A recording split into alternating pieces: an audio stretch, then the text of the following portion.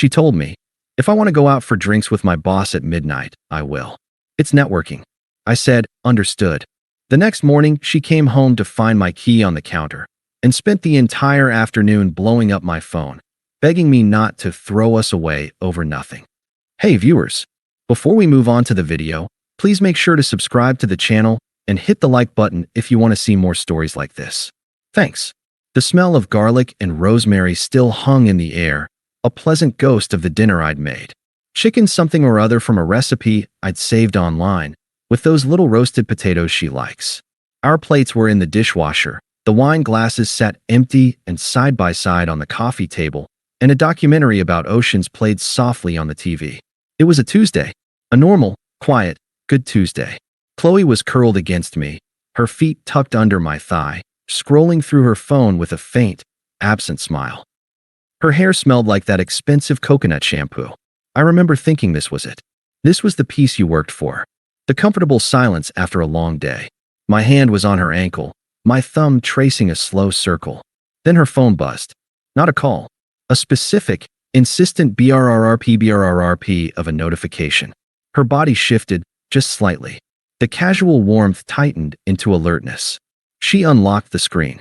The blue light washed over her face, and I saw the smile change. It didn't widen, it sharpened. It became the smile she used in mirror selfies before a big client meeting. Calculated, poised, a performance of confidence. Mark needs me, she said, her voice already drifting away from me, from the couch, from our Tuesday.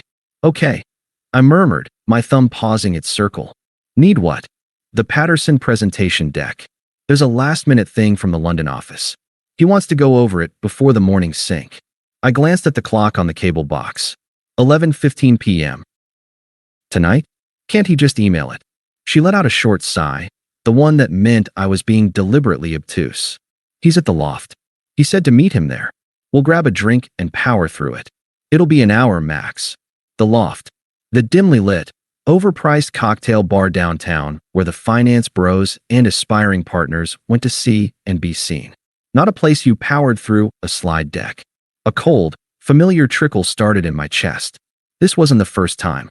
There was the team-building weekend in Napa where I wasn't invited. The sudden, urgent client dinners that ran past midnight. The new, sharper style of her work clothes. The faint scent of a different, muskier cologne on her blazer 2 weeks ago, explained away as someone bumping into her on the train. But it was the first time it was so brazen. So blatantly an erasure of me, of us, of this quiet peace on the couch. At midnight.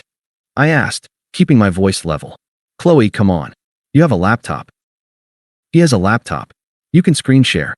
What part of a presentation deck requires a gin and tonic at the loft to understand? She uncurled herself from the couch, standing up in one fluid, irritated motion. She looked down at me, and her face was a mask of impatient superiority. This was Qley in her boardroom battle armor. This is a partner track job, Leo, she said, her voice crisp and cold, each word a little ice pellet. Not your cushy, clock in clock out tech gig. This is how real careers are built. Relationships. FaceTime. FaceTime at a bar after hours with just your boss? The words were out before I could stop them, and I immediately hated how they sounded. Small, suspicious, exactly what she wanted. Her eyes flashed. Victory. She had her hook. Oh, I see, she said, crossing her arms. A smirk played on her lips. It was cruel. This is the insecurity thing again. You can't handle that I have a demanding, powerful job. That my network includes successful men. This isn't about your network, Qley. It's about respect. For me. For this. I gestured between us, at the empty glasses, at the ghost of our dinner. Respect. She let out a dry laugh. Respect is trusting me. Respect is supporting my ambition, not trying to guilt trip me because you're sitting home alone for one night. It's not one night. It's a pattern. And it's midnight on a Tuesday. She picked up her purse, her movements sharp and final. She slung it over her shoulder, the gesture dripping with dismissal. She looked at me, and all the softness from 20 minutes ago was gone. In its place was a stranger, someone who found me tedious. Let me make this very clear, she said, her voice dropping to a low, venomous register. I am not asking for permission. I am telling you what I am doing. If I want to go out for drinks with my boss at midnight, I will. She let that hang in the air, letting the outrageousness of it burn. Then she twisted the knife, coating it in the language of empowerment and careerism she knew I couldn't argue with without looking like the villain. It's networking. 2 words. A sacred shield for every questionable choice. I just looked at her. I looked at the woman I'd loved for 5 years. I'd helped her study for the LSAT before she switched to business school. I'd driven her to her internship every day when her car died. I'd listened to 1,000 practice pitches. I'd been her safe harbor, her cheerleader, her cushy tech gig that paid for our vacations, and the security she took for granted. And in this moment, I saw the truth. I wasn't her partner. I was the backdrop, the reliable, boring stage setting for the exciting drama of her ascension. Mark wasn't just her boss. He was the potential upgrade, the plot twist.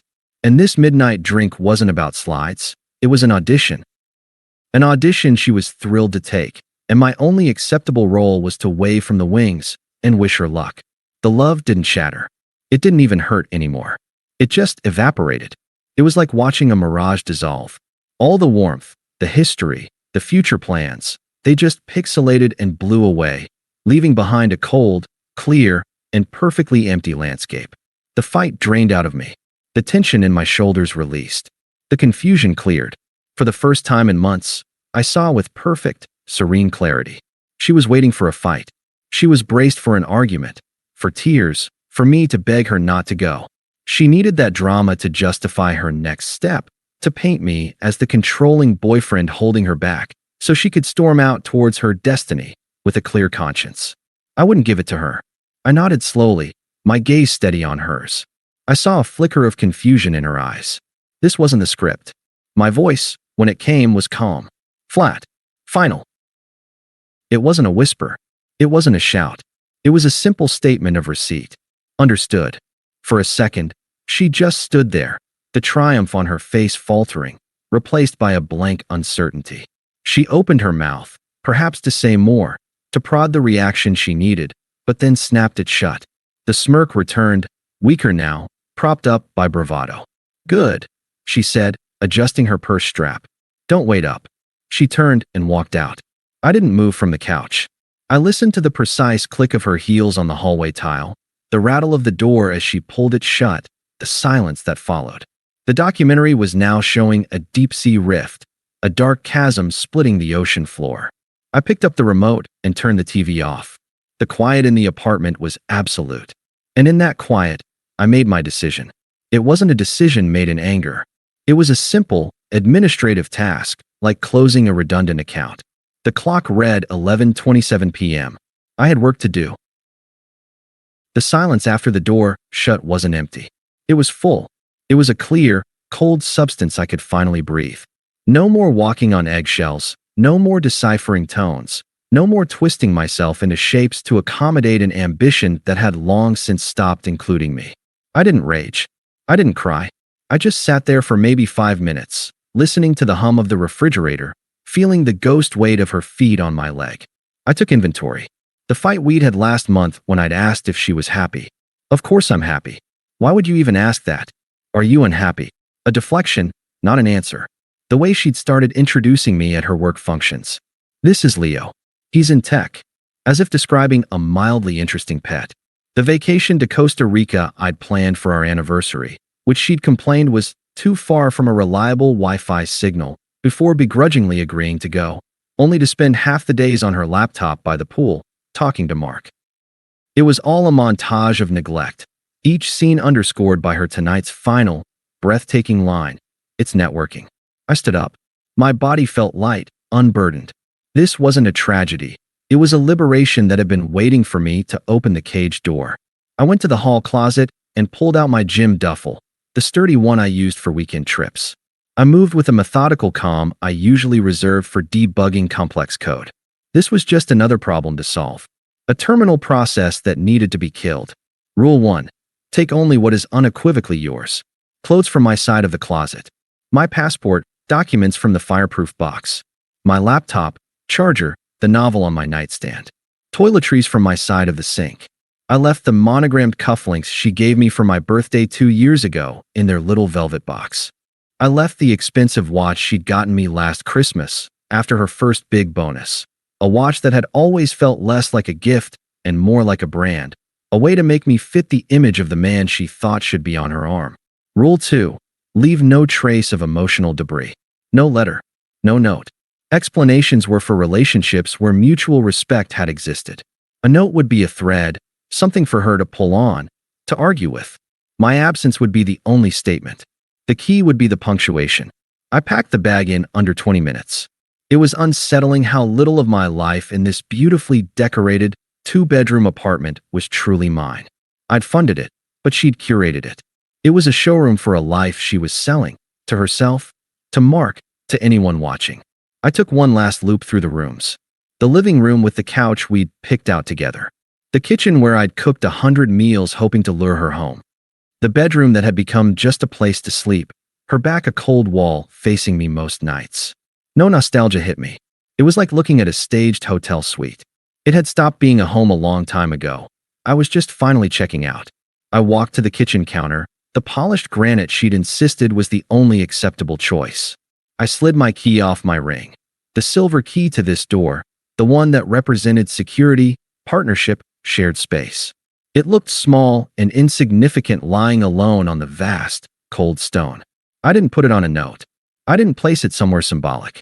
I just left it there, in the middle of the empty counter, under the bright, clinical light of the pendant lamp. A simple, returned item. I shouldered my duffel bag. I took one last, deep breath of the air in the apartment. Traces of rosemary, her perfume, a faint hint of lemon cleaner. Then I exhaled, and with that breath, I let it all go. I opened the door and stepped into the hallway, pulling it closed behind me. The sound of the latch engaging was soft, final. I didn't look back. My car was in its assigned spot in the underground garage. The familiar routine of starting the engine, the headlights cutting through the dim concrete, felt surreal. I drove out into the sleeping city, the streets slick from a recent rain, reflecting the neon and streetlights in long, shimmering streaks. I didn't drive to a friend's place. I didn't want talk. I didn't want sympathy or the retelling of the story. I needed silence to cement the new reality. I pulled into the driveway of a mid-tier chain hotel on the outskirts of the city, one I'd passed 1,000 times and never noticed. The fluorescent glow of the lobby was impersonal and kind. The clerk didn't look up from his phone as he handed me a key card to a room on the 4th floor. The room was exactly what I needed, blank. Beige walls, a generic landscape painting, 2 double beds I would only use one of. It smelled of stale air conditioner and industrial cleaner. It was nobody's home. It was perfect. I put my bag down. I took off my shoes. I lay on the stiff bedspread and stared at the textured ceiling. And for the first time in months, maybe years, my mind was quiet. The constant, low-grade anxiety of wondering if I was enough, of deciphering her moods, of feeling the slow leak of her affection, it was gone. Replaced by a vast, peaceful emptiness. I thought of her at the loft, leaning in to laugh at something Mark said, touching his arm for emphasis. I felt nothing. Not anger, not jealousy. It was like watching a scene from a movie I'd walked out of. The plot no longer concerned me. I took out my phone. Calmly, systematically, I opened every app, every connection. I untethered myself. Instagram, unfollowed. Blocked. Facebook, unfriended. Blocked. Spotify, removed from shared playlist. Venmo, set to private. I left one channel open. Her number. I didn't block it. The part of me that was a scientist, that needed to observe the experiment to its conclusion, wanted to see the data. I muted the conversation so notifications wouldn't show, but the messages would come through if I chose to look. Then, I plugged my phone into the charger, set an alarm for my usual wake-up time, and turned off the light. The darkness in the hotel room was absolute, unfamiliar. And in that strange dark, in a room that smelled of nothing I knew, I fell into a deep, dreamless sleep. The kind of sleep you only find when a terrible, draining weight has been lifted, and your soul finally has space to stretch out and rest. I didn't wake once. The peace held. My alarm chirped at 6:30 a.m. I opened my eyes to the unfamiliar ceiling. For one disoriented second, I didn't know where I was. Then the memory of the previous night washed over me, not as a shock, but as a simple fact. Oh right, I left. I felt rested. clear-headed. I got up, showered in the cramped stall, and dressed in clothes from my duffel bag. I had a standing 9 a.m. scrum meeting. My life, was waiting. As I was tying my shoes, my phone, face down on the nightstand, began to vibrate. Not a call. A rapid, frantic series of buzzes. Text messages. One after another, piling up in the silenced void I'd created. I finished tying my laces. I took my time. I packed my toiletries back into the bag. I smoothed the wrinkles out of the bedspread. Then, and only then, I picked up the phone. I didn't open the messages. I just watched the preview lines flash on the locked screen, one after another, a frantic, scrolling ticker tape of a world I had just left. Qley, 6:42 a.m. Leo, where are you? My key didn't work. Qley, 6:44 a.m. Did you change the locks? What the hell? Qley, 6:47 a.m. Why is your key here? What's going on? Call me. Qley, 6:53 a.m. You're really doing this? Over one stupid fight? You're throwing away 5 years because you're insecure? Qley, 7:01 a.m. Please, baby. I'm sorry. I was stressed. It was just work. Come home. Let's talk. The preview for the final one cut off, but I could see enough. Qley, 7:15 a.m. Don't throw us away over nothing. I smiled. A small, quiet, private smile. Then I swiped the notifications away, cleared them all. I picked up my duffel bag, took one last look at the blank, forgiving room, and walked out the door. The morning air outside the hotel was cool and clean. The sun was breaking through the clouds. I had a meeting to get to. The next week was a study in silence. I didn't go back to the hotel. I called my landlord, a decent guy named Ray, and explained there had been a sudden, permanent relationship breakdown. I asked about breaking the lease. He heard the calm finality in my voice and, after a sympathetic grunt, said he'd sort it out, citing a family emergency clause we could use. I offered to pay 2 months' rent as a penalty. It was a cheap price for my freedom. I rented a furnished studio apartment downtown.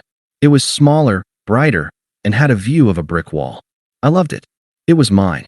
Every decision in it, from the coffee brand to the direction of the couch, was mine. The silence there wasn't heavy. It was spacious. My phone was the window to the storm I'd left. I checked the muted thread with Qley once a day, like reading dispatches from a distant, collapsing empire. The dispatches, day 1, a waterfall of panic, anger, and manipulation. Qley, 8:02 a.m. You're really ghosting me? After everything? I can't believe you're this childish. Qley, 11:30 a.m. My mom says you're having a meltdown. She says I should give you space. But this is insane. Qley, for 17 p.m. Leo, please. I'm sorry about how I said it, but you have to understand the pressure I'm under. Mark says this presentation could make my career. Qley, 11:11 p.m. I'm sitting in our apartment alone. It feels so empty. I hate this. Please come home. Day 2. The tone shifted to wounded confusion. Qley, 9:15 a.m. I don't understand. Was it really just the drinks? Are you that insecure? We can get couples counseling. I'll go. Qley, 7:45 p.m. I told Mark what happened. He thinks you're being emotionally abusive. Controlling. That one almost made me laugh. He thinks I'm abusive. The projection was perfect. Day 3. Bargaining. Qley, 10:05 a.m. What if I promise? No more late work things without you. We can set boundaries. Just talk to me. Qley, 5:20 p.m. I went by your office. They said you were working from home. Where are you staying? A cold spike went through me. She was scouting. This wasn't just grief. It was a retrieval mission. Day 4. The first voicemail. Her voice was thick, artificially sad. Leo, it's me. I'm at a loss. I keep replaying it, and I miss you. This is all such a stupid misunderstanding. Call me back. Please. We're better than this. I deleted it. The performance was poor. I could hear the calculation underneath, the careful placement of each wobble in her voice. Day 7. The first proxy. A text from an unknown number. Unknown. Hey Leo, it's Jessica. Qley's friend. Look man, she's devastated. She made a mistake, okay? She was stressed about work. You're really going to throw away a 5-year relationship over one night. Be the bigger person. Call her. My response. Blocked. Day 10. The narrative was solidifying in her camp. I was the insecure, controlling boyfriend who'd abandoned her over her stellar career commitment. I could feel it. I didn't care. Then, 3 weeks in, the first crack in her reality appeared. It came from Derek, a mutual friend who'd always been more of a neutral observer. He called. I almost didn't answer. Leo. Hey, just checking in, man. Heard things went nuclear. They did, I said, my voice even. Yeah. Look, I'm not picking sides. But I thought you should know. Things at Qley's firm are messy. I stayed silent, letting him fill the space. There was some huge HR complaint. Not against her, but involving her. With Mark. Apparently his wife got an anonymous email with some pictures from the loft, and not of a presentation deck. I didn't ask for details. I see. Yeah, it's a whole thing. Mark's on forced leave. Rumor is he's throwing anyone he can under the bus to save his own skin. The rising star thing Qley had going, it's not looking good. Atmosphere is pretty toxic for her there now. That's unfortunate, I said, and I meant it. It was unfortunate, in the way a natural disaster is unfortunate. A predictable consequence of building on a fault line. She's telling people you left because you couldn't handle her success, Derek said carefully. But the timeline with this HR thing, people are putting 2 and 2 together. People often do, I replied. Thanks for the call, Derek. I've got to go. I hung up. The karma wasn't sweet. It was just logical. Cause and effect. She'd bet on Mark as her ladder up. He'd used her as a distraction, and when caught, he'd sawed off the rung she was standing on. The messages stopped for a while after that. Radio silence for 2 weeks. I imagined the chaos, the HR meetings, the sidelong glances from colleagues, the frantic damage control. Her perfect career narrative was unraveling, and the man she'd chosen it over was gone. Then, one evening, a new flurry. The tone had changed.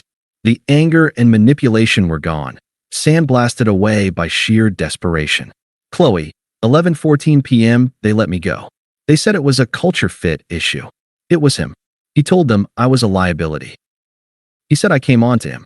Qley, 11:16 p.m., I have no one, Leo. No one. My friends, they don't get it. I think they believe him. Qley, 11:23 p.m., I'm so alone. I'm so sorry. For everything. You were right. About all of it. I was blind. I read them in my quiet studio. I felt a distant, academic pity, the kind you feel for a historical figure who made a famously bad strategic error. I didn't respond. Responding would be a rope thrown into a quicksand pit. I was on solid ground. I was not going back in. A month later, her mother called. I let it go to voicemail. Leo, dear, it's Marion. I don't know what to say. Qley is, well, she's not herself. She's lost her job, her confidence. I know she hurt you. But what you're doing, this silent treatment, it's cruel. She's learned her lesson. Can't you find it in your heart to forgive? She needs you now. I deleted the message. The entitlement was breathtaking. She needs you now. As if I were a tool to be picked up when useful and discarded when not. The apple hadn't fallen far from the tree. I didn't block her mother. I just didn't save the number. A year to the day, almost to the hour, after I'd left my key on the granite, I was coming home from a run. My life was different. The studio had become a one-bedroom with an actual view. I'd been promoted to lead a new project team. I'd started seeing someone, casually, a graphic designer named Maya who laughed easily and had no interest in corporate ladders. She was at her own place that night. I was looking forward to a shower, a steak, and a new documentary. I turned the corner onto my street, my running shoes silent on the pavement, and saw her. She was sitting on the low stone wall that bordered my building's small courtyard, like a lost tourist. She looked smaller. The sharp, expensive blazer was gone, replaced by a worn-looking sweater. Her hair was pulled back in a simple ponytail, no elaborate styling.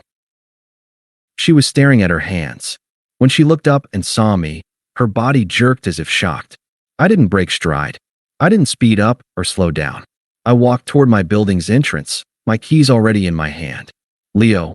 Her voice was raspy and used. I stopped a few feet from the courtyard gate, not entering her space. I looked at her. I felt nothing. Not anger, not pity, not nostalgia. It was like looking at a piece of furniture left by the previous tenant, familiar, but wholly unrelated to me. Qley, I said. It was a flat acknowledgement, the way you'd say mailbox. She stood up, wringing her hands. God, you look really good. I said nothing. I just waited. The dam broke. It was a torrent of rehearsed misery. I made the biggest mistake of my life. I was obsessed with the idea of success, of being someone. Mark, he manipulated me. He preyed on my ambition. I was so stupid. I lost everything. My job, my reputation, my friends, they all believed his version. I've been in therapy for 6 months. I understand it all now. How much I hurt you. How I took you for granted. You were my rock and I threw you away. She paused, her eyes searching mine for a flicker of sympathy, a crack in the door. She found a smooth, impenetrable wall. I've changed, Leo. I'm not that person anymore. I'm humble now. I get it. What we had, it was real. This past year has been hell. Just empty. And it's made me see how full my life was with you. How much love I just discarded. She took a shaky step forward. Can we just talk? Not to get back together. I'm not asking for that. Just to clear the air. For closure. You owe yourself that, don't you? To not just run away. There it was. The final, feeble hook. You owe yourself. Making my peace contingent on hearing her out. I looked at her. I saw the desperation, the crumbling facade, the utter ruin of the proud woman who declared her midnight networking rights. I thought of the silent, peaceful year I'd had, the steak waiting for me in the fridge, the calm in my chest. Qley, I said, my voice calm, polite, utterly devoid of emotion. It was the voice of a bank teller denying a loan. I appreciate you coming by to say that. Truly, I'm glad you're in therapy. I hope you find what you're looking for. Her face crumpled, not into tears, but into a mask of frustrated disbelief. This wasn't the script. Where was the anger? The tears? The feeling? But, she stammered. But that's it? After everything I just said? I hope you find what you're looking for. Leo, I'm telling you I'm looking for you. For a chance to make amends. For you to see I'm not her anymore. I tilted my head slightly, as if considering a mildly complex math problem. But you are, I said quietly. You're still framing this as something I need to do, to see, to understand, to forgive, to give you closure. You're telling me what you need. You came here for a resource you thought I still possessed. My attention, my emotional labor. She blinked, stunned. The therapy speak she'd been using had been reflected back, weaponized. I don't have that for you anymore. I continued. I closed that account. There's no balance to settle, no air to clear on my side. My closure was the sound of the door locking behind me. The frustration in her eyes boiled over, burning away the performative humility. The real Qley, the one beneath the new, bruised exterior, flashed through. Her voice hardened, turning sharp and accusatory. So that's it. You're just going to let me drown? After 5 years? You were supposed to be the good one, the decent one, and you're just this cold, emotionless robot. I almost smiled. The mask was fully off now. She wasn't a penitent. She was a failed strategist. Angry her last-ditch maneuver had been effortlessly deflected. I looked past her, at the entrance to my building, at my sanctuary of peace. I brought my gaze back to hers, holding it with a calm finality that felt like turning a key. You told me it was nothing, I said, my voice so quiet she had to lean in to hear it. That night, you begged me not to throw us away over nothing. I believed you. The color drained from her face. She understood. She had minimized her betrayal into oblivion, and I had simply accepted her assessment. If it was nothing, then leaving was no loss. I had taken her at her word. I saw the horrifying comprehension dawn in her eyes. She had authored her own irrelevance. I didn't wait for a response. I turned, inserted my key into the gate lock, pulled it open, and stepped through. I walked the 10 steps to the building's inner door, unlocked it, and entered the warm, quiet lobby. I didn't look back. I didn't hear if she cried out or left. The only sound I registered was the solid, resonant thunk of the heavy glass door closing and automatically locking behind me. The sound was familiar. It was the same sound I'd listened for a year ago, lying in a hotel bed, finally free. It was the sound of my peace, intact and undisturbed. I rode the elevator up to my apartment. I took my shower. I cooked my steak. I turned on my documentary. This one was about the restoration of ancient forests. I sat on my couch, in the quiet, spacious home I had built for myself, and I did not think of her at all. She had become exactly what she'd insisted her betrayal was. Nothing. Thanks for watching. Make sure to subscribe to the channel and hit the like button. What do you think about this story? Share it in the comments.